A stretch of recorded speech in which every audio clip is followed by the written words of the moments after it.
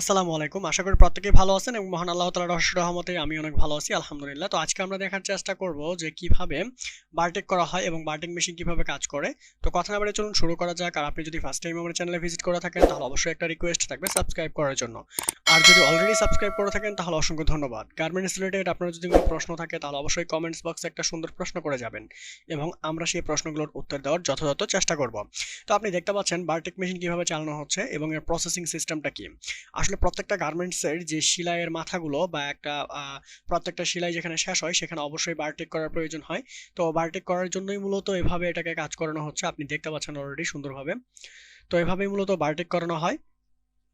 আপনি যদি এই ধরনের কাজ করতে চান বা করতে পারেন তাহলে অবশ্যই কমেন্টস বক্সে কমেন্টস করে যাবেন এবং আপনার কোন ধরনের কাজ ভালো লাগে বা গার্মেন্টস রিলেটেড কোন ধরনের প্রশ্ন অবশ্যই কমেন্টস বক্সে কিন্তু প্রশ্ন করে যাবেন।